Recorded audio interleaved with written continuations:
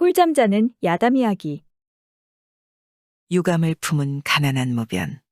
옛날에 한 무변이 있었는데 다른 친지는 없었고 다만 한제상 댁에 출입하게 되었습니다. 여러 해 동안 매일 열심히 봉사하여 오직 벼슬 한 자리를 얻으려 했습니다. 제상은 이조판서와 병조판서를 지냈고 세 아들도 모두 급제하여 장남은 승지, 차남은 옥당, 막내는 한림을 역임했습니다. 하지만 무변의 운명이 기박한지 한 번도 그 효험을 얻지 못했습니다. 벼슬자리가 생기기는 했지만 어떤 때는 세력가의 청탁에 눌렸고 어떤 때는 여러 대 친분이 있는 사람에게 빼앗겨 벼슬아치를 추천하는 산망 가운데 끝자리에도 끼지 못했습니다. 그러나 무변은 원망하지 않고 더욱 자주 나아가 뵙고 스스로를 맹상군의 직이나 되는 듯 여겼습니다. 그러던 어느 날 재상이 갑자기 풍병을 앓게 되었는데 몇 달 사이 더 심해져서 일어나지를 못했습니다. 무변은 그 집에 머물면서 병수발에만 몰두했습니다. 한 달이 지나고 또 한 달이 지나가는데도 조금도 흐트러지지 않은 채 약을 다리고 옷을 입히고 벗기기를 모두 친히 살피고 받들었습니다. 재상은 허다한 문객과 겸종의 곁에 있었지만 그들이 모두 영리하고 민첩한 무변만 못하다며 그를 잠시도 곁에서 떨어져 있지 못하게 했습니다. 그러니 무변은 밤에도 옷을 입은 채 잠시 눈을 붙일 따름이었습니다. 대소변을 보거나 앉고 누울 때도 부축하기를 털끝만큼도 게으르게 하거나 싫어하는 마음을 티내지 않았고 고달픈 내색도 하지 않았습니다. 재상의 병증은 점점 더 심해져서 말을 더듬고 목소리도 잘 내지 못해 옆 사람이 알아듣기가 어려울 지경이 되었습니다. 거기다 다른 병도 더불어 생기니 온 집안이 허둥지둥 연일 밤을 지새웠습니다. 그러던 어느 날 밤 세 아들이 피곤을 이기지 못해 쉬러 돌아갔고 겸종과 노비들도 모두 피곤하여 잠이 들었습니다. 방 안에는 무변 혼자만 남게 되었습니다. 자리를 지키고 앉아서 자기 신세를 생각하니 처량함을 억누를 수가 없었습니다. 자기는 재상에게 가깝기로 따지면 자식이나 조카도 아니고 천하기로 따지면 종도 아닌데 문화에 출입한 지 근 10년이 되어도 조금의 혜택도 받지 못했습니다. 그러다 갑자기 재상이 병이 들어 10달이나 되어가니 지금까지 애쓴 게 다 허사가 되는 것이 아닌가. 효성스러운 자식과 손자도 자기보다 못할 텐데 세상에 이같이 가련하고 가소로운 일이 있단 말인가. 또 생각하건대 병세가 만분 위태로워 재상의 생명이 경각에 달려있으니 앞으로 희망은 거의 사라진 것 같았습니다. 분하고 한스러운 마음이 일어났습니다. 길게 탄식하고 몇 마디 고함을 지르고는 재상의 가슴 위에 걸터 앉았습니다. 그러고는 차고 있던 칼을 뽑아 재상의 목을 겨누면서 따졌습니다. 내가 너의 집과 전생에 무슨 업보의 인연이 있길래 여러 해 고생하고 한 톨의 보답도 받지 못하느냐? 병이 든 지 여러 달 온 정성을 다해 간병했거늘 소위 내 자식이라는 승지, 한림 무리가 나처럼 이렇게 지극정성을 다해 구호했느냐? 그런데도 내 은덕에 조금도 감사하는 뜻이 없고 미안한 기색조차 보이지 않으니 너 같은 놈은 어찌 빨리 죽지도 않느냐? 그러고는 칼을 집어넣고 방 한구석으로 물러나 앉았습니다. 재상이 비록 말은 못했지만 정신은 말짱했습니다. 그가 하는 짓을 보고 또 그 말을 듣고는 분통을 이기지 못했지만 어찌할 수도 없었습니다. 조금 뒤 여러 자식이 와서 문안을 드렸습니다. 방금 그 일을 당한 재상은 병중의 분노까지 일어나 숨을 헐떡거렸습니다. 승지가 무변에게 물었습니다. 숨을 헐떡이시는 게 어제보다 더 안 좋아지신 것 같네. 무슨 실섭이 있으신가? 무변이 대답했습니다. 특별히 실섭한 건 없습니다. 아까 소변을 보시고 나서 잠이 드신 듯 했는데 갑자기 기침을 몇 번 하고 깨어나셨죠. 그 뒤로 숨 쉬는 것이 이렇게 되셨죠. 재상이 들으니 생판 거짓말이라 더욱 분함을 이기지 못했습니다. 말을 하려 해도 소리를 낼 수가 없어 한 손으로 자기 가슴을 가리키고 다른 손으로는 무변을 가리키며 잠옷 할 말이 있는 듯한 신용을 했습니다. 재상은 아까 무변이 한 괘씸한 소행을 알리려 한 것이지만 다른 사람이 이를 보고 어찌 그 마음을 알 수 있겠는가. 다만 무변의 오랜 노고를 잠시도 잊을 수 없으니 뒷날 잘 보답해 주라고 미리 부탁하는 줄 알고 모두 대답했습니다. 친히 가르치지 않으시더라도 이 무변의 은덕을 갚기 위해서라면 몸을 베어주고 살을 도려내준들 어찌 아깝겠습니까. 마땅히 온 힘을 다해서 성취하는 바가 있도록 돕겠습니다. 재상은 그 말을 듣고 연이어 손을 휘젓고는 다시 자기 가슴과 무변을 가리켰습니다. 그러나 천만 번 그렇게 한들 아들들이 그 본뜻을 어떻게 알겠는가.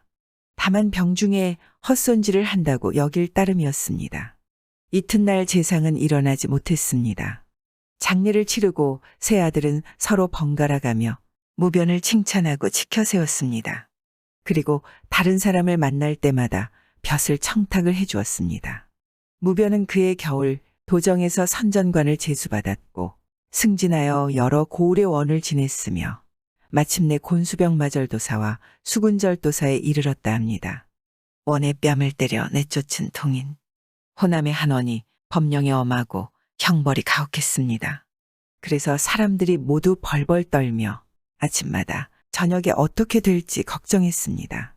갈빗대를 포개어 숨을 쉬고 발을 모은 채 꼼짝 못했습니다. 하루는 지방 관아의 6아전 중 으뜸인 이방이 관속들을 모아 한 가지 꾀를 냈습니다. 관가의 정사가 뒤엎어지고 형벌이 잔혹하여 하루 동안 벼슬자리에 있으면 하루 동안의 피해가 생겨난다. 이렇게 몇 년을 지내면 우리만 살아남지 못하는 게 아니라 촌마을 전체가 흩어질 걸세. 이러고도 어찌 마을이라 할 수 있겠나. 왜 그를 쫓아낼 궁리를 하지 않나. 그중 한 아전이 말했습니다. 이러이러하게 하면 어떨까요? 그 말을 듣고 모두 크게 반가워했습니다. 그 개교가 참 묘하도다. 마침내 충분히 의견을 나누고 나서 약속을 하고 흩어졌습니다. 하루는 원이 아침에 일어나 상관을 아련하는 일을 끝내고 공무가 없어 혼자 앉아 책을 보고 있었습니다. 갑자기 수령의 잔심부름을 하던 나이 어린 구시라치가 다가오더니 손바닥으로 뺨을 때렸습니다. 원이 크게 화가 나서 다른 통인을 불러 그를 잡아내라 하니 여러 통인이 서로 얼굴만 쳐다볼 뿐 명을 따르는 자가 없었습니다. 관아에서 원의 명을 전달받아 큰 소리로 전달하는 종과 관아에서 심부름하던 사람을 불렀지만 역시 아무도 응하지 않고 입을 가리고 웃으며 말했습니다. 상급 관리께서 실성을 하셨나요? 통인이 안전주의 뺨을 때릴 리가 있습니까? 원은 본래 조급증이 있는 데다 거듭 분노가 쌓여 창을 두드리고 책상을 치며 크게 외치고 어지럽게 부르짖었습니다. 행동거지가 해괴망측하고 말이 두서없는지라 통인들이 책실에게 달려가 보고했습니다. 원께서 갑자기 병환이 생겨 안정을 잃고 심하게 발광하시니 그 정도가 대단하십니다. 자제들과 다른 책실들이 다급히 올라가 보았습니다. 원이 일어났다 앉았다. 혹 손으로 안석을 치고 혹 발로 창문을 차며 요동쳤다. 가만히 있다. 미친 듯 소리쳤다 하니 모든 게 이상했습니다. 원은 책실이 올라오는 것을 보고 통인이 뺨을 때린 일이며 관속들이 명을 어긴 일을 이야기하는데 분기를 못 이겨 말에 두서가 없었습니다. 또 우라가 크게 치밀어 오르니 눈동자가 모두 충혈되었고 온몸에 땀이 흘러내리며 입에는 거품을 물고 있었습니다. 이 모양을 본 책실은 원에게 미친병이 생겼다는 것을 10분 의심하지 않을 수 없게 되었습니다. 또 통인이 뺨을 때렸다는 것도 비록 눈으로 직접 보지는 못했지만 이치로 헤아려 볼 때 있을 수 없는 일인 듯 했습니다. 자제들이 조용히 다가가서 말했습니다. 편안히 앉으시어 몸과 마음을 편하게 하여 피로나 병을 다스립시오. 통인들이 비록 몰지각하여 예의를 모른다 하더라도 어찌 원의 뺨을 때릴 리가 있겠습니까? 병환이 드신 듯합니다. 원이 또 분노를 참을 수 없어 크게 욕했습니다. 넌 내 자식이 아니다. 너 역시 통인 무리를 위해 핑계를 대느냐. 당장 나가 다시는 내 앞에 나타나지 말거라. 자제들이 읍내의원을 불러 진맥하고 약을 복용하게 하려 했습니다. 원이 뿌리치며 말했습니다. 내게 무슨 병이 있다고 약을 먹이느냐. 의원에게 욕하고 약을 물리치며 하루 종일 펄쩍펄쩍 뛰어다니니 책실 이하 사람들이 모두 원이 병들었다고 여겼습니다. 그러니 누가 다시 그 말을 듣고 믿어주겠는가. 오늘도 이러하고 내일도 이러하니 잠도 못 자고 먹지도 못해 진짜로 미친 병이 들었습니다. 읍촌 관리와 백성들 중에서 이를 모르는 자가 없었습니다. 감사가 소문을 듣고 즉시 임금에게 보고를 올려 원을 파면시키니 원은 어쩔 수 없이 행장을 꾸려 상경하게 되었습니다. 지나가다 감사를 만나니 그가 물었습니다. 병이 있다고 들었는데 지금은 좀 어떠하오? 원이 대답했습니다. 저는 정말로 병든 게 아닙니다. 그러고는 한창 일의 전말을 이야기하려 하니 감사가 갑자기 손을 저어막으며 말했습니다. 병이 다시 도졌구려.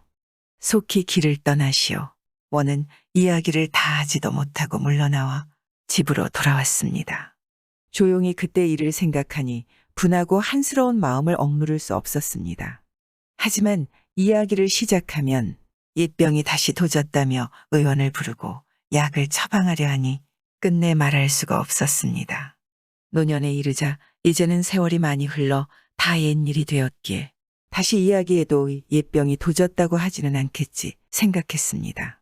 그래서 여러 아들을 불러 모아놓고 말했습니다. 아무년모 읍원을 할 때 통인이 내 뺨을 때렸다고 한 것을 너희는 아직도 내가 미친 병에 걸렸기 때문이라 믿고 있느냐? 여러 아들이 깜짝 놀라며 서로 돌아보고 말했습니다. 아버지 병이 오랫동안 괜찮았는데 오늘 갑자기 다시 도졌으니 장차 이를 어쩐담. 잠옷 근심하며 초조해하는 모습을 보이니 원은 더 이상 말하지 못하고 크게 한 번 웃고는 그만두었습니다. 죽을 때까지 분을 품은 채 끝내 그 마음을 털어놓지 못했다 합니다. 새벽마다 불상에 치성드린 결실. 옛날 한 선비가 있었는데 성이 씨였습니다. 명경업을 준비하여 과거 시험 초시에는 합격했고 회시는 다음해 봄에 있을 예정이었습니다. 회강 시험을 익히고자 친구 서너 명과 함께 책을 가지고 북한산 중흥사로 갔습니다. 그리고 조용하고 구석진 방을 가려 깨끗하게 청소하고 들어가서 오직 외우고 읽는 데만 전념했습니다. 이 선비는 꼭 두세 병마다 목욕하고 머리를 빗고 불당에 가서 향을 살랐습니다. 불상을 향해 절을 하고 기도했는데 친구들은 그때마다 놀리고 비웃었습니다. 그래도 이 선비는 들은 척도 하지 않고 정성을 다해 치성을 드렸습니다. 바람 불고 눈 내리며 어둡고 비 내리는 밤이라도 한 번도 빼먹지 않았습니다. 한 친구가 그를 속여 먹으려고 불당으로 먼저 가서 불상 뒤에 몸을 숨기고 기다렸습니다. 조금 뒤 이 선비가 와서 향을 사르고 기도를 했는데 기도하는 말이 이러했습니다. 평생 소원은 오직 과거에 급제하는 것이옵니다. 조금도 게으르지 않게 경건한 마음으로 성실히 축원하고 있사옵니다. 엎드려 비옵건대 신령하신 부처님 자비를 내리시고 널리 도와주시는 힘을 베푸시어 내년 봄 과거에 꼭 합격하게 해주시옵소서. 실대문을 미리 가르쳐 주셔서 그것에만 전념하여 익힐 수 있도록 해주십시오. 그 친구가 부처님 흉내를 냈습니다. 그대의 정성이 한결같고 흐트러지지 않으니 참으로 가상하구나. 내년 봄 회시에 나올 장들을 내가 먼저 가르쳐 주노라. 주역은 모괴, 사경은 모편, 시경은 모장, 논어는 모장, 맹자는 모장, 중용은 모장, 대학은 모장이 나올 것이다. 그대는 모름지기 전력을 다하여 이 부분들만 공부하거라. 그러면 순통은 걱정 없을 것이도다. 이 선비는 엎드려서 공경을 다하여 들었습니다. 그러고는 재배하고 감사해하며 말했습니다. 부처님께서 신령을 내리시어 이런 가르침을 주시니 은택이 하늘과 같나이다. 그 뒤로 이 선비는 다른 장은 읽지 않고 오로지 밤낮으로 그 장들만 외웠습니다. 그러느라 잠자고 밥 먹는 것까지 잊었고 소주까지 다 외워버렸습니다. 그 친구는 비록 처음에는 속이고 조롱하려는 의도에서 그런 흉내를 냈으나 뜻하지 않게 이 선비는 정말 부처님의 가르침을 받았다 생각하고 굳게 그 말을 믿었습니다. 이 지경에 이르니 진정 자기 때문에 과거를 망칠 수도 있을 것 같았습니다. 속임수에 빠진 모양과 어리석은 행동거지를 보니 한편으로는 가소롭고 또 한편으로는 측은하여 이렇게 말했습니다. 부처께서 비록 칠대문 장들을 가르쳐 주셨지만 부처가 영험하신지 아닌지는 정말 알 수 없네. 그런데 부처의 그 말씀만 믿고 그 부분만 외우니 만일 내년 봄 회강이 다른 장에서 나온다면 그야말로 한량없는 낭패가 아닌가. 자네가 이치에도 맞지 않은 일을 굳게 믿는 것이 어찌 이리도 심한가. 이선비가 대꾸했습니다. 정성스러운 뜻이 쌓이면 신명도 감응하여 이런 기적 같은 예고를 해주시지. 어찌 신령이 안 계실 리가 있겠나. 자네는 많은 말 말게. 내년 봄 이를 일단 지켜보게나. 친구는 애가 타고 답답한 마음을 이길 수 없어 사실을 고해 바쳤습니다. 자네의 기도는 미친 것이거나 어리석은 짓일세. 내가 한때 자네를 희롱하려는 마음에서 불상 뒤에 숨어 있다가 부처 목소리를 흉내내 칠대문을 뽑아서 일러주었네.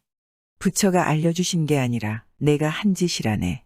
뜻하지 않게 자네가 이처럼 굳게 믿어서 온갖 말을 해도 돌이키기 어려우니 어찌 이리도 우둔하고 어찌 이렇게 미혹되는가. 내가 정말 후회가 되네. 자네는 모름지기 칠서를 두루 읽어 회강 때 낭패당하지 않도록 하는 게 지극히 좋을 걸세. 이선비가 말했습니다. 그렇지 않다네. 내 한결같은 정성은 천지가 함께 굽어보아 주시고 신명이 밝혀주시는 바라. 천지신명께서 회강 때 출제될 장을 알려주시어 미리 외우고 익히게 하시려 했다네. 하지만 그걸 번거롭게 직접 알려주시기는 거북해 자네로 하여금 대신 전한 것일세. 그건 마치 제사에서 신이 대신 앉히던 어린아이 신의 말씀을 전하는 것이나 공축이 정성스레 고하는 것과 같은 일이지. 이로 말미암아 논하자면 자네는 비록 희롱하는 마음에서 행동했지만 그것은 자네 스스로 한 것이 아니라네. 진실로 하늘이 시키신 일이요. 진실로 신이 명하신 일이니 자네의 말은 즉 천신의 말이라네. 설사 조롱하는 말이나 비웃음이 사방에서 몰려와도 내가 들어줄 리 만무하네. 이로부터 이선비는 문을 닫아 걸고 손님을 사절했습니다. 그리고 방에 혼자 앉아 칠대문 부분만 속으로 외우고 입으로 읽었습니다. 다음해 봄 회강날이 되었습니다. 이선비는 들어가 강석에 앉았습니다. 잠시 뒤 장막 안에서 강지가 나왔습니다. 급히 강장을 보니 모두 칠대문에서 나왔고 지난 겨울 외웠던 바로 그 장이었습니다. 이선비는 기쁨을 이기지 못했고 다시 생각할 필요도 없었습니다. 즉시 높은 소리로 크게 외우니 글자 하나, 도시 하나조차도 틀리지 않았습니다. 기진맥진할 정도로 외우니 마치 가벼운 수레가 익숙한 길을 달리는 듯 준마가 가파른 언덕을 달리는 듯 했습니다.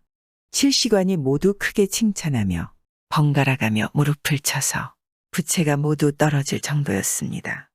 각자 찌를 꺼내보니 칠순통으로 급제하게 되었습니다. 명경과가 개설되고 나서 처음 있는 일이었답니다. 은혜를 갚은 재상. 옛날에 유시인 진사가 있었는데 가난하여 끼니조차 이어가기 어려웠습니다. 더구나 흉년이 드니 생계를 꾸릴 길이 전혀 없었습니다. 긴 여름날을 맞이해서는 닷새 내내 부엌에 불을 피우지 못했습니다. 기갈이 심해 사랑방에 드러누워 있었습니다. 안방이 적막하고 사람 소리가 들리지 않은 지 오래되었습니다. 유진사가 이상하게 여기고 일어나서 들어가 보려 했으나 기운을 차릴 수가 없었습니다. 기어서 안으로 들어가 보니 아내가 무언가를 씹고 있다가 그가 들어오는 걸 보고 황망히 숨기고는 부끄러운 표정을 지었습니다. 유진사가 말했습니다. 당신 혼자만 무얼 먹고 있다가 나를 보고 숨기는 거요. 먹을 수 있는 물건이라면 어찌 차마 혼자만 먹겠습니까? 아까 어지러워 넘어질 뻔했는데 수박씨가 벽에 말라붙어 있는 게 보이더라고요. 그걸 떼어내 깨물어 보니 빈 껍질이었어요. 그래서 한참 탄식하던 중에 당신이 들어와 저도 모르게 얼굴이 붉어졌답니다. 그러고는 손에서 빈 수박씨를 내보이니 서로 더불어 탄식할 뿐이었습니다. 조금 뒤 문 밖에서 여종을 부르는 소리가 났습니다. 아내가 말했습니다. 누가 문 밖에서 종을 부르나요? 한번 나가보세요. 유진사가 기어서 나가보았습니다. 한 관노비가 문 앞에 서 있다가 유진사가 나오는 걸 보고는 절을 올리며 말했습니다. 여기가 유진사님 댁인가요? 그렇네만. 진사님 성함이 아무자가 맞으신지요? 그렇다네. 진사님께서 아무능 참봉에 수망되어 몽점을 받으셔서 망통을 가지고 간신히 찾아왔습니다.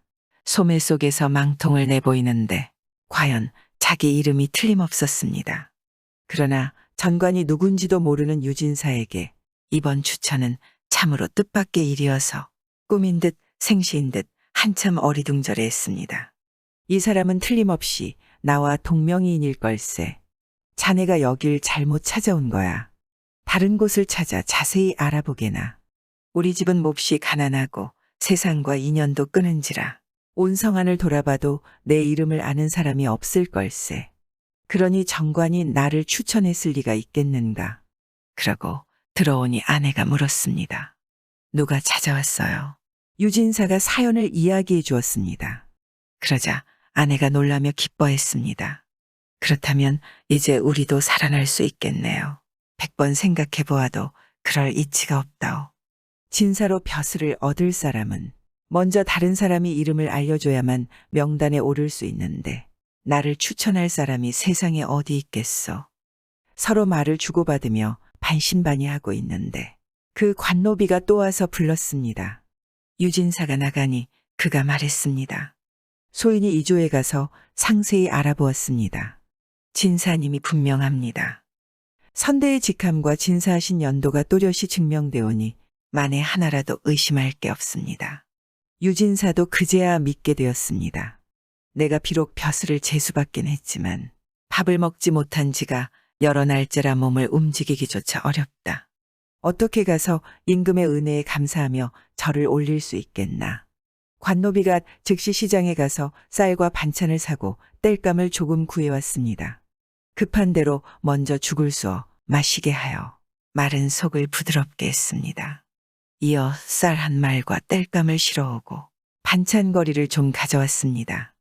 연이어 죽을 마시니 비로소 눈에 무언가가 보이고 걸을 기운이 생겼습니다. 관노비에게 말했습니다. 자네의 구안에 힘입어 살아날 길을 얻긴 했다. 하지만 머리부터 발끝까지 걸친 것이라곤 없으니 장차 어떻게 숙배를 드리러 가겠는가. 관노비가 즉시 옷가게에 가서 의관을 빌려왔습니다. 또 그를 시켜 친지 집으로 편지를 보내 관복을 빌려오게 했습니다. 축하하는 사람들이 하나둘 찾아오고 축하를 전하는 종들이 줄을 이었습니다. 썰렁했던 지난날과는 너무나 달라졌습니다. 유진사가 사은 숙배한 후 숙직을 마치고 나오니 즉시 돈과 쌀이 지급되었습니다. 쌀 10말과 뗄나무 한 바리를 경제소 아전에게 납입하여 집으로 보냈습니다.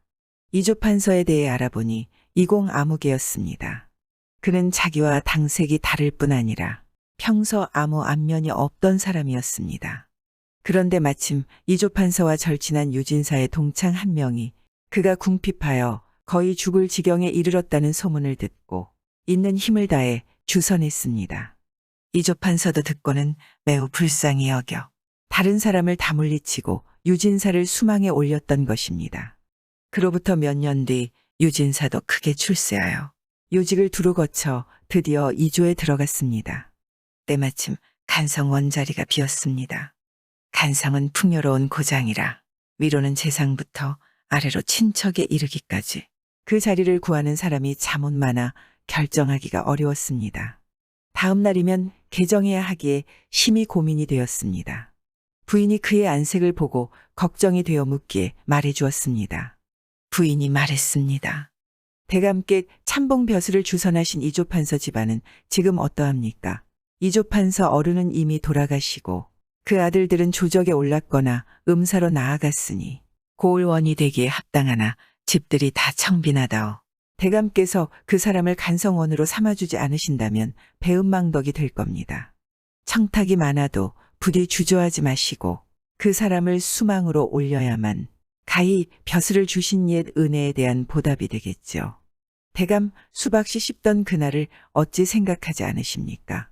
유진사가 듣고 크게 깨달았습니다. 그렇게 하리다. 다음날 도정에 전 이조판서의 아들 이아무개를 간성원의 수망으로 올려 몽점을 받게 했다 합니다. 베풀기 좋아하는 김생, 청주 선비 김세양은 빈손으로 집안을 일으켜 몸소 천금을 벌었습니다. 일찍이 주성 북문 밖을 지나가다가 성 밑에서 떠돌이 거지를 발견했습니다. 거지는 거적 옆에서 통곡하고 있었는데 자꾸 거적을 들춰보고는 중얼거리며 우는 것이었습니다. 김생이 말을 멈추고 물으니 이렇게 말했습니다. 저는 어머니와 떠돌며 구걸을 했습지요. 그러다 읍내 인가의 협실에 머물며 밥을 얻어먹었는데 어머니께서 갑자기 돌림병에 걸리셨죠. 집주인이 쫓아내니 여기서 돌아가셨어요. 제가 빈털털이어서 염을 하고 묻어드릴 길이 없어 망연자실합니다. 그러고는 울부짖고 발을 굴렀습니다. 그 말을 듣고 김세양은 그를 불쌍히 여겨 성 안으로 들어가 돈 10된 양을 구워 종에게 가져다 주게 했습니다. 집으로 돌아오고 며칠 뒤 상복을 입은 사람이 마을 어귀에서 절을 하고 소원을 빌었습니다. 하늘이시여 저 댁자손이 번성하고 영화가 세상에 빛나도록 해주소서. 김세양이 듣고는 종을 시켜 상복 입은 사람을 쫓아내게 했습니다. 그 뒤 거지는 성안 아전 집에 들어가 머슴살이를 하며 재산을 모아 마침내 부자가 되었습니다. 김세양이 죽고 나서 자손들이 비석을 세우려 할 때 그 사람이 자청에 돌을 깎아 보온의 뜻을 표했다 합니다. 또 하루는 김세양이 집에 있을 때였습니다. 매우 추운 겨울날이었는데 어떤 상인이 옷을 얇게 입고 벌벌 떨며 들어왔습니다. 김세양이 찾아온 용건을 물었더니 이렇게 대답했습니다.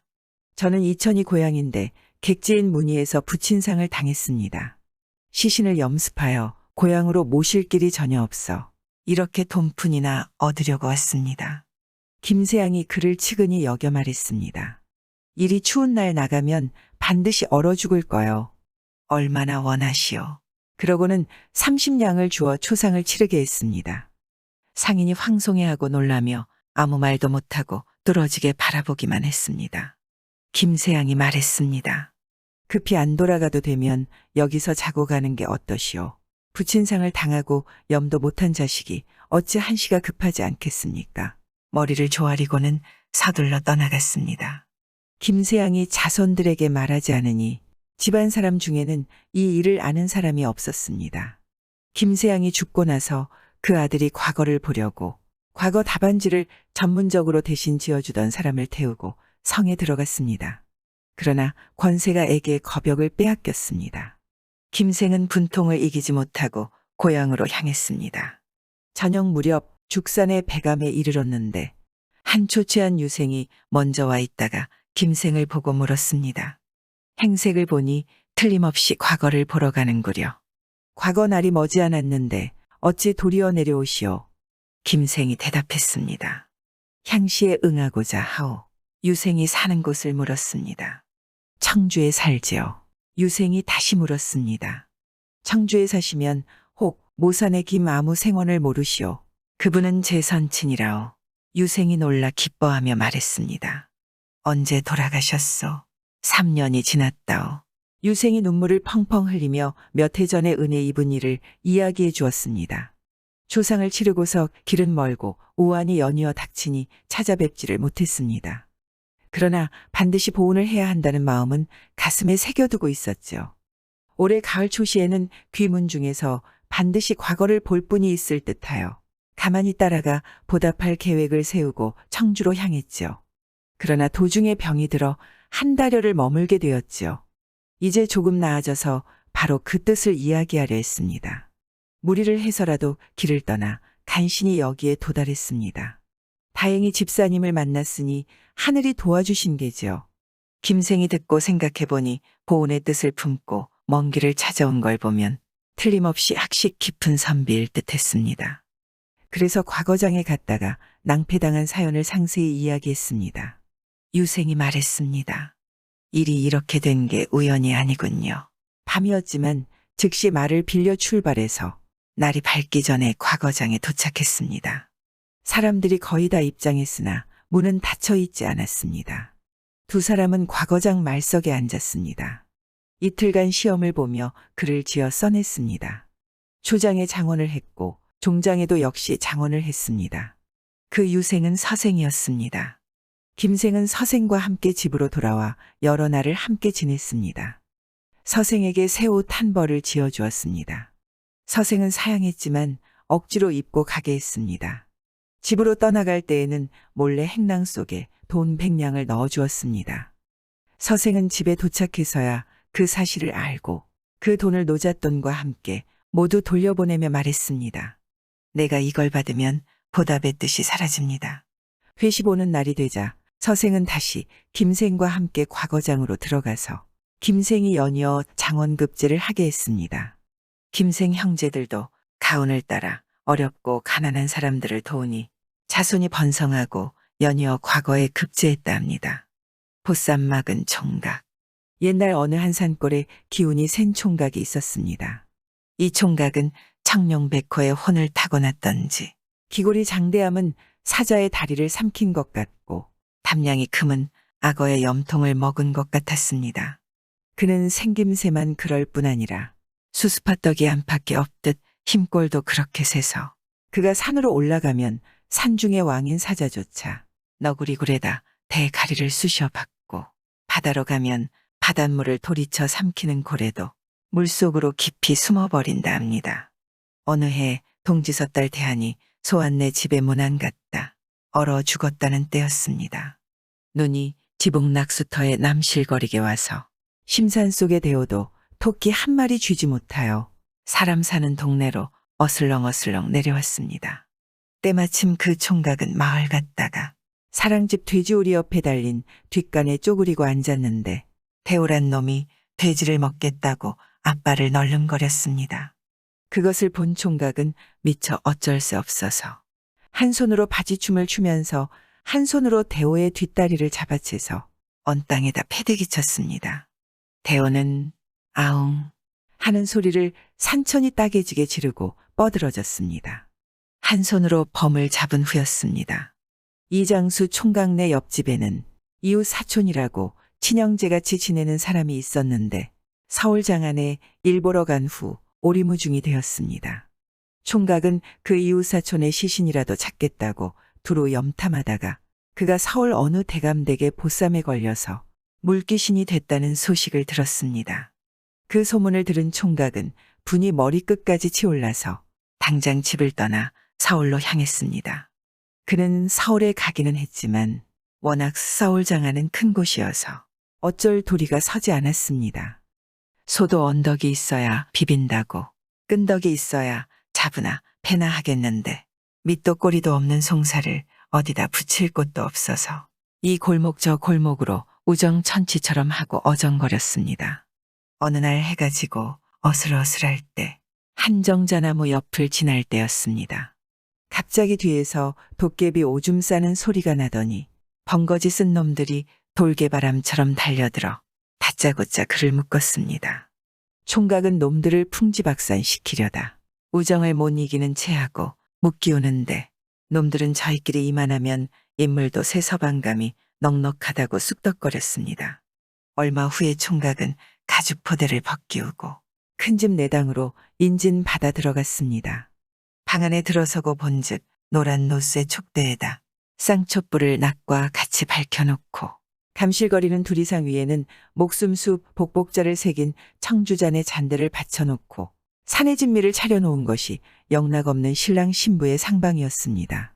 그러자 문이 열리더니 족두리에 큰 비녀 찌르고 연지곤지 찍은 세각시가 인진에 부둥켜서 장옷소매로 내리뜬 눈시울을 가리우고 외시 같은 버선발로 사뿐사뿐 걸어 들어오더니 아랫목에 살며시 앉았습니다. 그래놓고 인진은 나가버리고 문이 닫혔는데 문 밖에서는 망을 보는 인기척이 완연하였습니다. 총각은 모르는 척하고 차려놓은 주요를 혼자서 부어라 마시어라 하였습니다. 얼마를 지났는지 밤이 깊어졌는데도 각시는 눈 한 번 떠보지 않고 돌부처 같이 앉아있더니 달기 부두둑거리며 꼬꼬하고 울자 부시시 일어나서 나가려 하였습니다. 총각은 얼른 나가려는 세각씨를 막아서면서 여보시오 부인, 이 세상의 법이 잔치를 지내야 상방을 꾸리고 상방에 드는 것은 신랑 신부뿐이라 하였으며 부부가 된 후에는 남편의 말이 천명과 같다 하였는데 어찌하여 말없이 나가려 합니까? 하고 하였습니다. 그러니 세각씨 놓아여 하는 말이 내 천운이 불길키로 잠시 운수땜을 한 것이지.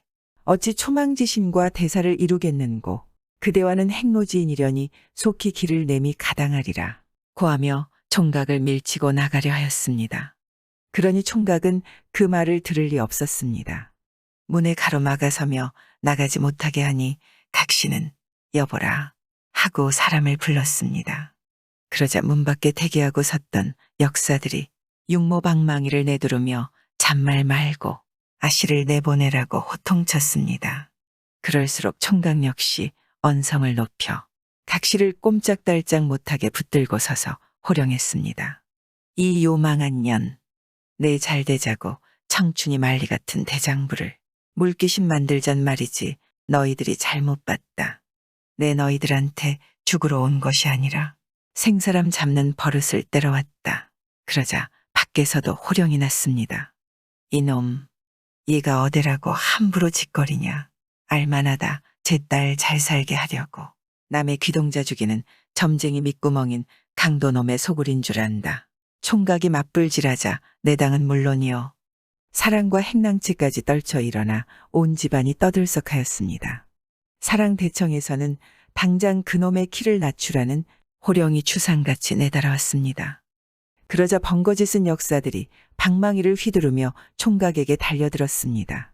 총각은 붙잡혀 버둥치는 각시의 가랑이를 거꾸로 들고 내둘렀습니다. 그러다 세각시를 마당에다 내동댕이 치고 큰 마당에 나서면서 이놈들 제 딸 중한 것만 알고 남의 귀동자 소중한 줄 모르는 인간 백정들아 고약한 보쌈질을 또 하겠느냐. 또 했다가는 하늘을 무너뜨리겠으니 그리할라. 라고 가세질러 놓고 대문을 차고 나갔습니다. 이렇게 되니 이 일이 조정에까지 미치게 되고 온 서울장안이 떠들썩하게 되었습니다. 그 후 어느 날 밤이었습니다. 총각이 또 강변을 거니는데 시시닥거리는 말소리가 들려오기에 달아가 본즉 그 역시 이 역사 새놈이 한 젊은이를 가죽보에다 싸서 메고 강으로 가는데 묶인 사람은 살려달라고 애걸하고 있었습니다. 총각은 그것을 빼앗아 놓고 역사놈들을 묶어서 팔매치듯 내던졌습니다. 맨 먼저 던진 놈은 그날 밤에 운수땜을 했으니 이제는 시집가도 상부할 걱정이 없다고 좋아하는 규중처녀의 방문을 차고 들어가서 그의 숨통을 쳐놓았습니다. 둘째 놈은 자기 딸의 팔자에 있는 동화를 피하게 했으니 이제는 명문거족의 아들을 사위로 삼게 됐다고 단꿈을 꾸고 있는 그 어미의 큰 방문을 뚫고 들어가서 그만 거미같이 늙은 년은 뼈다귀가 제각기 새갓나고 말았습니다. 셋째 놈은 나라의 법으로서 보쌈을 지켜나가려는 그 아비의 늙은 상투 꼭대기를 내려눌렀기에 산호 동곳이 숫구멍을 뚫고 들어갔습니다. 이튿날 조정에서는 야단이 났습니다. 금상님이 칠림하시어 보쌈질하다 판서의 딸이 죽었고 정승래 식구가 죄다 죽었으니 다시 이런 짓을 했다가는 엄벌을 면치 못하리라는 어명이 내려졌습니다. 이리하여 생사람 잡는 고약한 보쌈질이 없어졌다 합니다. 발해의 보마성, 용맹하고 의로운 보배말이 나서서 나라의 안전과 백성들의 안녕을 지켜주었다고 해서 이름한 보마성은 안도현에 있습니다. 이 성은 지금으로부터 천여 년 전 발해국의 한 성이라고 합니다.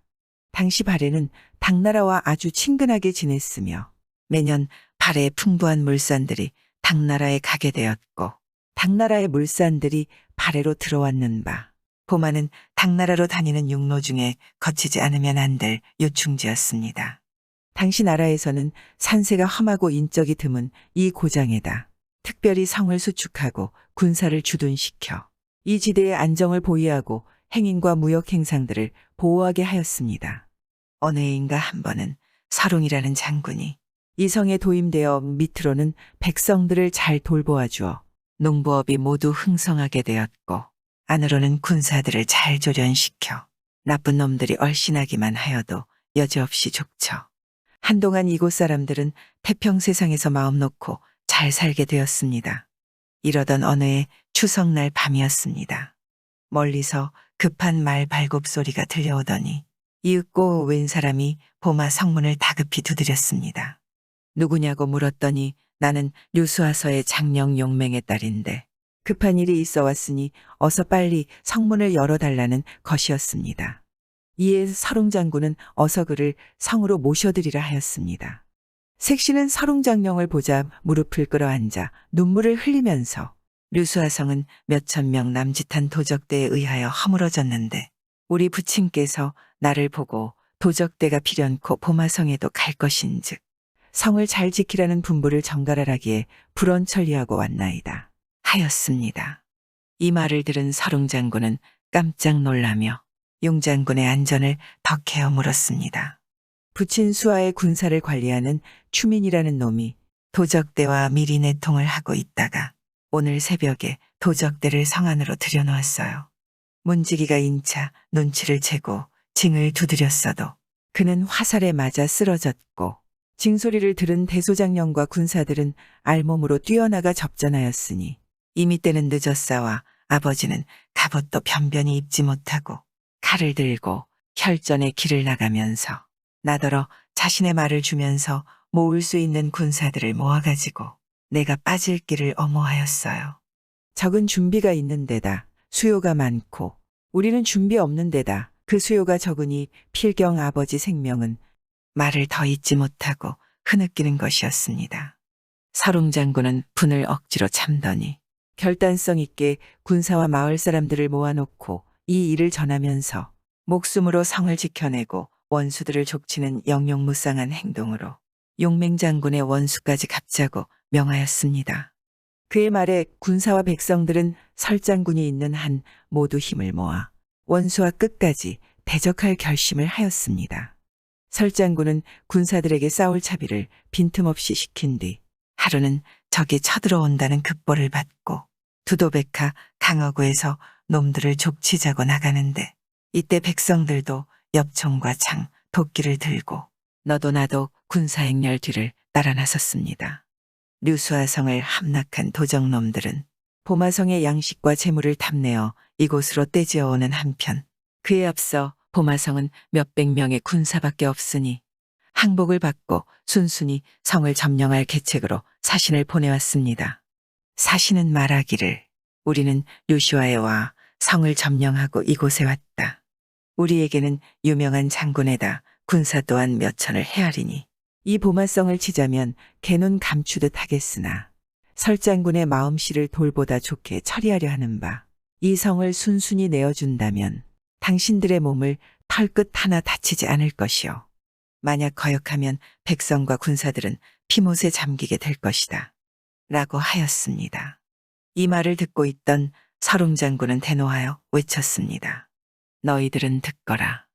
너희들은 수요가 많다지만 우리 군사 하나이면 너희 도적대 100명을 좋게 당할 터인즉 너의 두령을 보고 먼저 자수하는 것으로 속죄하라 하여라.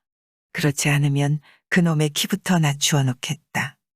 설장군의 서리발치는 말에 사신은 부들부들 떨며 뒤걸음치며 비실비실 돌아가 버렸습니다. 적개심과 나라의 충성에 불타고 있던 병사와 마을 장정들은 서롱장군의 지휘에 따라 두도백화 강기슬그로 나섰고 용맹장군의 딸 선아아 씨도 서롱장군을 비롯한 여러 장수의 만류도 불구하고 서롱장군을 호위하여 일선으로 나섰습니다. 과연 도적대는 새끼를 날리며 무리를 지어 쓸어와서는 골을 찾아 다리를 놓고 아름드리 이깔나무를 탕탕 찍어대었습니다. 그러나 서롱장군은 도적대들이 나무를 찍는 그대 안에서 놈들에게 명중사를 안겨 일을 못하게 저해하였습니다. 이리하여 놈들은 나무 한 대 찍지 못하였습니다. 놈들은 나무 한 대 찍지 못하고 적지 않은 사상자와 부상자를 내게 되었습니다. 그날 저녁 도적대 무리들은 파수병만 남겨놓고 한마장 떨어진 곳에 가서 저녁을 해먹게 되었습니다. 이때엔 서롱장군네 병사들도 강기슭을 굳게 지키며 저녁밥을 먹게 되었습니다. 드디어 땅검이 지고 밤이 되었습니다. 놈들은 어두움을 타서 일축을 내려 서둘렀습니다. 그러나 서룽장군은 그들이 움직하여도 몇십 명이 동시에 화살을 날려 놈들의 숨통을 끊어 놓도록 하였습니다. 이때 도적대 괴수놈은 화가동에 죽음을 헤아리지 않고 빨리 나무를 베어 다리를 놓도록 재촉하였습니다. 다시 먼동이 터왔습니다. 이때 강이 쪽에서 꽈대등하고 나무가 넘어지는 소리에 산천이 쩡쩡 울렸습니다. 서룽장군이 방비를 덜하던 그곳에 놈들은 집요하게도 몇 대의 이깔나무를 넘어뜨려 다리를 놓았던 것입니다. 놈들은 이 다리로 새까맣게 넘어왔습니다. 그러나 서룽장군은 유리한 지세를 타서 도적놈들을 나무다리에 올려놓고 물이 죽음을 주었고 다리를 물에 처박아 놓았습니다. 이에 적들은 다시 나무를 베어 배를 만들고 배를 타는 놈은 배를 타고 헤엄칠 줄 아는 놈은 헤엄을 치면서 총공세를 발동하였습니다. 서룽장군은 병사를 여러 편대로 나누어 맹렬히 저격하였습니다. 적들이 죽으면서 아우성치는 소리는 온 산천을 진감하였고 물고기마다에는 놈들의 시체가 군데군데 무리에 떴습니다. 그러나 워낙 수요가 많은지라 죽은 놈은 죽고 상한 놈은 상하고 물을 헤어 건너온 놈은 건너와서 이쪽 강기슭에서는 치열한 싸움이 벌어졌습니다. 한식경 싸웠으나 승부가 결판나지 않으니 양편에서는 서로들 군사들을 거두어들였습니다. 이날도 이렇게 몇 합 싸웠으나 서로들 많이 병사를 잃었지만 승부만은 나지 않았습니다. 이럴 때 보마강 건너편 하늘에 오색 채운이 쫙 갈라지면서 하늘을 깨치리 듯한 용마의 호용 소리가 울리더니 백색 용마 한 필이 전장으로 비호같이 달려오는 것이었습니다. 도적대들은 난생 보지 못했던 중걸스러운 말인지라 무리를 지어 용마를 붙잡아 자기들 괴수에게 가져갔습니다. 괴수 갈망은 하늘이 자기를 돕는다고 무등 좋아하며 말의 안장을 얹고 타려 하니 말은 사람을 물고 자고하여 탈래야 탈 수 없었습니다. 병사들의 부추김으로 안간힘을 다하여 말에 올랐으나 말은 앞발을 세우고 꼿꼿이 섰다가는 내리고 내렸다가는 또 꼿꼿이 서는 바람에 갈망은 말에서 떨어졌습니다. 이놈이 비명을 지르니 곁에 병사들이 부축하며 상처를 주무르며 싸맬 때 어느 결에 백마는 쏜살같이 달려 서룽장군 쪽으로 달려갔습니다. 병사들이 말을 붙잡으니 말은 순순히 말을 잘 들었습니다. 설장군이 와서 말을 살펴보니 검은 털 한 대 없는 백마인데 말의 높이는 7자 가량 되었고 길이는 10자가 되었으며 말발굽의 너비도 한자는 잘 되었습니다. 설장군이 말에 올라 채찍을 치니 쏜살같이 달리는데 그 어떤 말도 이 말과 비길 수 없었고 어지간한 골짜기는 날아서 넘었고 잔소리밭도 허공 뛰어서 넘는 것이 의심할 바 없는 용마였습니다. 용마를 얻게 되자 서룽장군은 물론이요 병사와 백성들도 심히 기뻐 승리의 신심으로 부풀어 올랐습니다. 설장군은 이 기회에 한 번 크게 싸워 승리할 결심을 내리고 병사들을 배불리 먹이고 싸울 차비를 하였습니다. 그리고는 칼과 방패를 들고 앞에 나서고 양옆에서는 설아아 씨와 다른 한 장군이 호위하고 질서정연히 진을 쳐서 쳐들어갔습니다. 놈들은 백마로 하여 사기가 떨어진 데다 서룽이 용마에 올라 기세당당히 쳐들어오니 황급한 나머지 뒤로 뺑소니 치는 자 기수부지였습니다. 사기가 저하된 갈망은 후위를 도모하려고 물러섰습니다. 이에 서룽은 말을 몰아 그놈들의 퇴각로를 차단하여 놓고는 동해 번쩍 서해 번쩍 하면서 놈들의 목을 잘랐습니다. 혼란에 빠진 적들은 애를 쓰며 질서를 수집하려 하였으나 장군의 병사들에 의해 3대 쓰러지듯 쓰러졌습니다. 서룽장군은 좌충우돌하면서 계속 적을 무찔렀습니다. 이때 도적의 괴수 갈망은 한 무리의 도적대를 이끌고 강기슭으로 올리뛰고 있었습니다. 서룽장군은 그놈을 향해 말을 몰았습니다. 그놈을 따라잡고 싸움을 벌였는데 갈망은 싸움 끝에 도망치다가 끝내 붙잡히우고 말았습니다. 서룽이 항복을 권하니 궁지에 빠진 도적의 괴수놈은 말에서 떨어지며 칼을 쳐들고 항복하였습니다. 이때 용마가 그의 곁으로 가니 갈망은 기회를 노렸다가 용마의 배를 가르고 서릉이 떨어지게 함으로써 이 기회에 서릉을 찔러 죽이려 하였습니다. 두 손으로 칼을 받쳐든 갈망이 칼손잡이를 단단히 잡고 있다가 용마를 찌르려는 순간 용마가 오호응하고 호용치며 그놈을 짓뭉개었고 뒤이어 설화시가 번개같이 칼을 날려 갈망의 오른손목을 탁 끊어 놓았습니다. 이 통의 나머지 도적대들은 죽은 놈은 죽고 항복한 놈은 항복하고 말았습니다. 싸움은 승리하였습니다. 서릉장군 일행은 개성가를 부르면서 보마성으로 돌아왔습니다. 이로부터 사람들은 이 성을 보마성이라고 부르게 되었습니다. 백정의 아들. 옛날 한 고을에 백정이 살고 있었습니다. 그때 나라에서는 백정은 물론 그의 자자손손들까지 모두 제일 천한 사람으로 취급했습니다. 하여 다른 집 자식들은 시집, 장가를 가나 백정의 아들은 나이 20이 되도록 장가를 갈 수가 없었습니다. 이때 이 이웃 고을에 살고 있는 윤대감의 집에는 관연한 딸이 있었지만 역시 출가를 시키지 못해 벌써 수년을 하루와 같이 걱정하고 있었습니다. 대감 부부는 늙도록 일점 혈육이 없다가 하늘에 백일치성을 들인 후에 태기가 있어 10달 만에 딸을 보았는데 대가리와 바른 심통이도 돼지 모양이었습니다.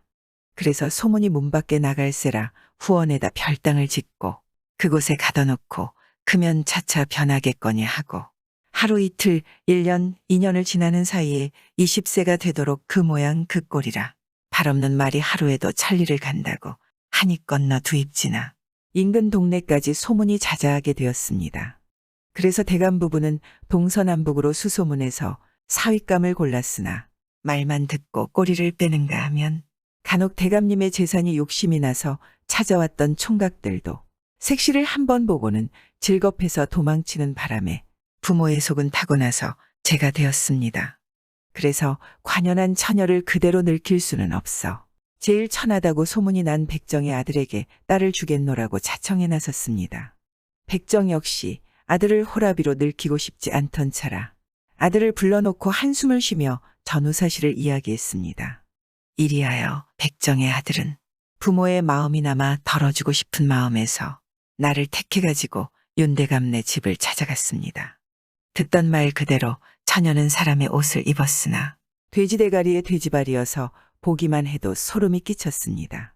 백정의 아들이 가만히 생각하기를 우리 아버지가 백정이라고 해서 나까지 이런 여자와 배필을 맺게 되는가? 하고 한탄하다가 이것도 팔자인가? 아니면 연분인가?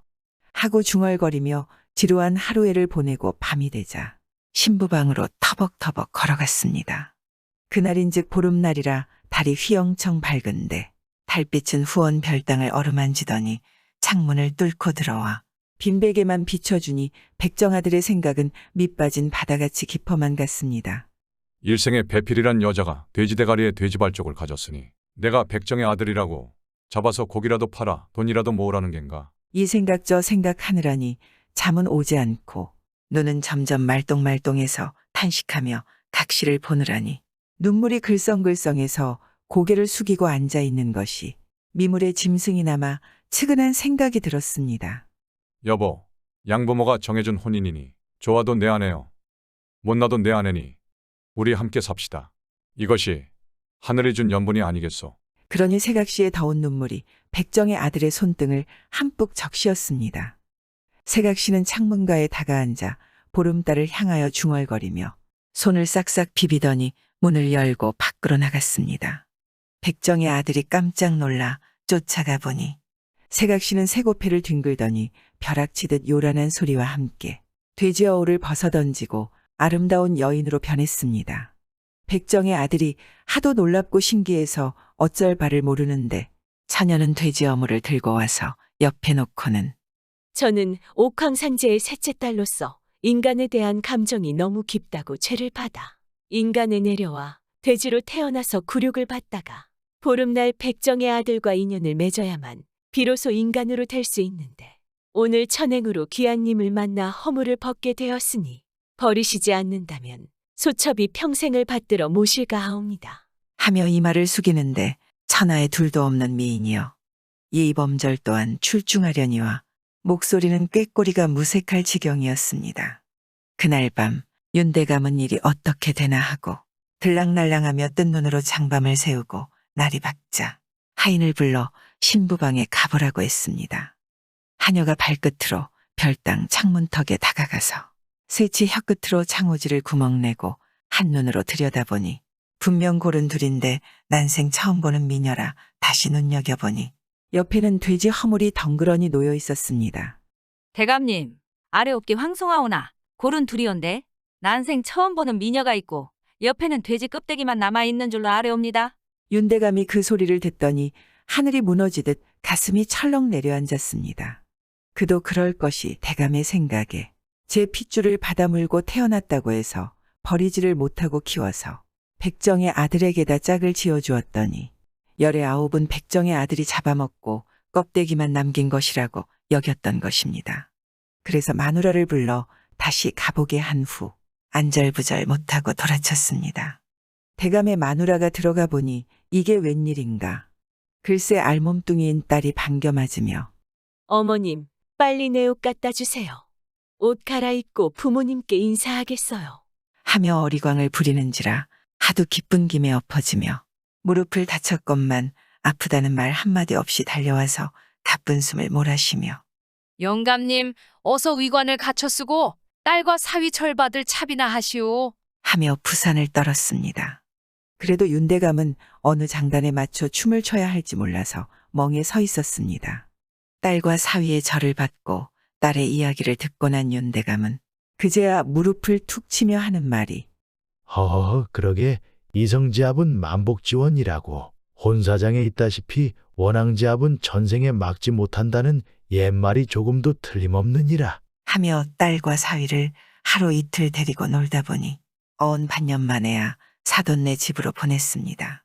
이때 백정네 집에서는 아들을 보낸 후에 하루를 삼추같이 눈뿌리가 빠지게 앞산 오솔길을 바라보며 기다렸으나 종무 소식인지라 백정이 매일 술상을 앞에 놓고 탄식하며 하는 말이 내가 하도 가난해서 백정지를 한 탓에 결국엔 돼지 며느리가 차례져 이 녀석이 안 오는 걸 보니 아무래도 잡아먹고 오는 모양이지.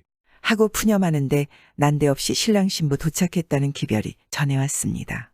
백정이 버선발로 마루에 나서서 가만히 바라보았습니다. 가마에서 사뿐 내려 절하는 며느리를 보자 어찌나 기쁘고 반갑던지 절 받을 생각은 안 하고 저도 모르게 야, 난 윤대감님의 딸이 돼지 혼을 타고난 돼지라기에 백정이란 천한 일을 했다고 후회했는데 이젠 죽을 때까지 백정지를 해야겠다. 하며 며느리의 팔을 잡고 덩실덩실 춤을 추며 어디 부서나 며느라기 이게 꿈인가 생시인가. 고했습니다.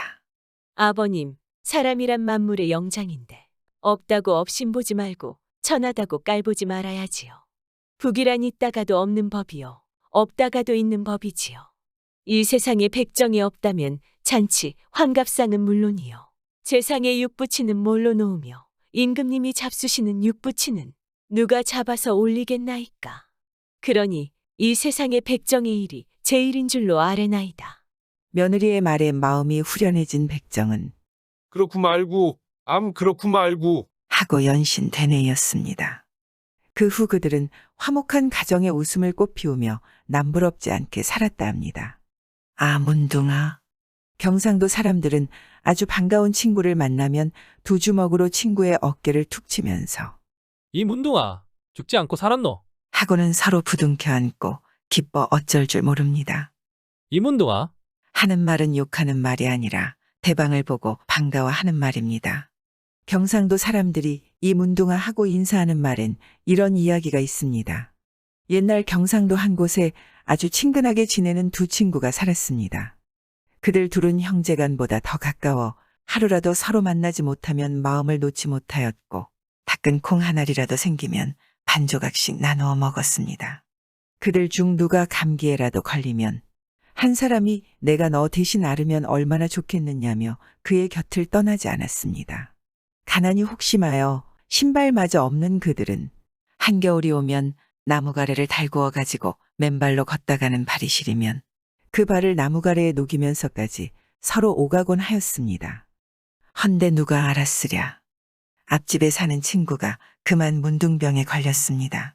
이 병은 전염병인데 불치의 병이어서 다른 사람과의 거래를 금지시켰을 뿐 아니라 그 옛날엔 이 병에 걸린 사람을 죽이기까지 하였습니다. 앞집 친구는 남몰래 무인심산에 가서 은거에 있었습니다. 둘도 없는 친구가 갑자기 행방불명이 되니 뒷집 친구는 안타깝기만 하였습니다. 어디로 갔을까? 홀로 지내겠으니 얼마나 적적할까?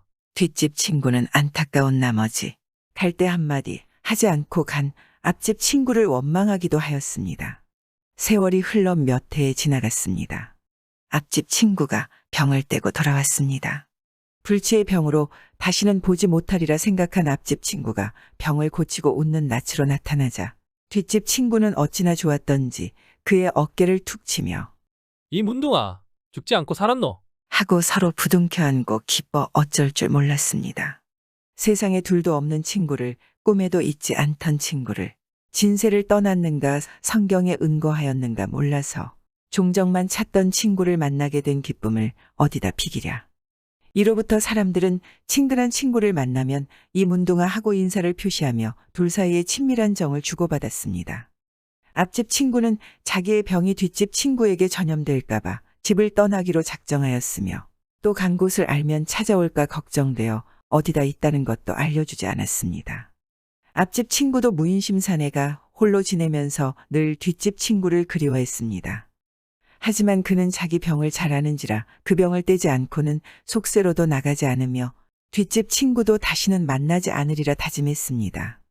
그것은 험상궂은 꼴을 앞집 친구가 보면 얼마나 가슴 아파하려 하는 생각도 생각이려니와 그보다 그 친구가 자기와 함께 있자고 할까 근심되어서였습니다. 앞집 친구는 멀고 먼 무인심산에 가서 홀로 지내면서 항아리에 감주를 빚어놓고 늘 그 감주를 마셨습니다. 그는 감주를 마시고 산 높고 고리 깊은 곳에 몸을 묻고 녹음이 우거지고 꽃피어 봉접을 부르는 그윽한 뀨창기 속에서 풍어를 읊고 수리미 속에 꾀꼬리를 벗삼아 노래하고 포곡성을 집소식 전하는 줄 알고 세월을 보냈습니다. 감주를 마시면서부터 낯이 허옇게 되며 가렵기 시작했습니다. 하지만 감주가 불치의 병을 떼주는 약주가 될 줄은 꿈에도 생각지 못했습니다. 감주를 거의 다 마시니 그의 병도 거의 다 나아갔습니다. 어느 하루 그는 가란 김에 쪽박으로 감주 한 바가지를 떠마시고 아이고 시원하구만. 하고 또 한 바가지 뜨려고 항아리 굽을 내려다보았습니다. 순간 깜짝 놀랐습니다. 항아리 속에는 구렁이가 빠져 죽었습니다. 이렇게 앞집 친구는 구렁이 감주로 문둥병을 떼었습니다.